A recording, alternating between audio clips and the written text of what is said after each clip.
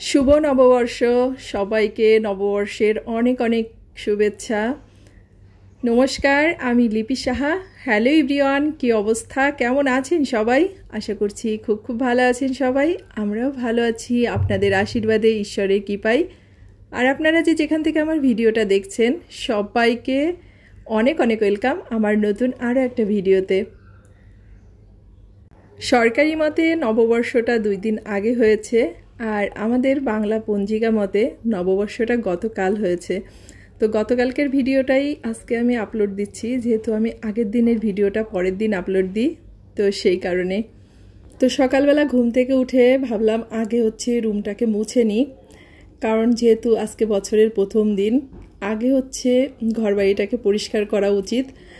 আর স্বপ্নিল ওইদিকে ঘুম থেকে উঠে আগে সে হচ্ছে আতা ফল খেতে বসেছে, মানে সে দাদাবাড়ি থেকে আতা ফল এনেছিল, তো সেটাই খাচ্ছে। তো আমি সকালের যে বাসি কাজকামগুলো ছিল সেগুলোকে গুছিয়ে নিয়ে তারপর রুমটাকে আর কি মুছে ভাবছি একবারে স্নানটা করে আসব। তো চলেন দেখাই স্বপ্নিলের কাণ্ড কারখানা। এই যে একটা খেয়ে রেখে দিয়েছে, আর একটা এনেছে, সেটা পেকে গেছে, আর বীজগুলো পাশেই রেখে দিয়েছে।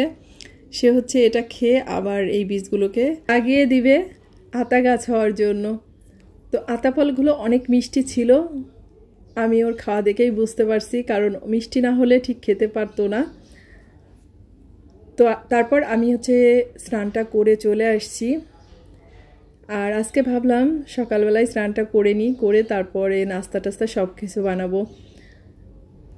আর পয়লা বৈশাখ মানে আগের মতো সেই স্পেশাল মানে নতুন জামা কাপড় পরা বা আলাদাভাবে কিছু করার সেই ধরনের আর কি মনের মধ্যে খুব একটা কাজ করে না। তো যাই হোক, কাজকামগুলো গুছিয়ে নিয়ে স্নানটা করে ঠাকুরকে নমস্কার করে তারপর চলে গেছি রান্নাঘরে। তো রান্নাঘরে এসে যে আমার নাস্তাটা বানানো হয়ে গেছে, এখন স্বপ্নিলের পাপাকে নাস্তা দিয়ে দিব। ও আর কি স্নানটা করে চলে আসছে। আর এইদিকে আমি নাস্তাটা রেডি করতেছি, আর ওইদিকে বাবা ছেলের হচ্ছে দুষ্টামিটা চলছে। মানে ছেলে বলছে, বাবা আজকে পয়লা বৈশাখ, তোমাকে প্রণাম করব, আগে হচ্ছে টাকা দাও। মানে প্রণাম করার আগেই হচ্ছে টাকা চাইছে। তোর পাপা দুষ্টামি করতেছে, পয়লা বৈশাখে কিসের টাকা, প্রণাম করছে ভালো কথা, মিষ্টি খাও। তো দুজনের মধ্যে এইভাবেই আর কি খুনসুটি চলছিল। আর আমি এদিকে দুপুরে রান্নাটাও বসিয়ে দিয়েছি।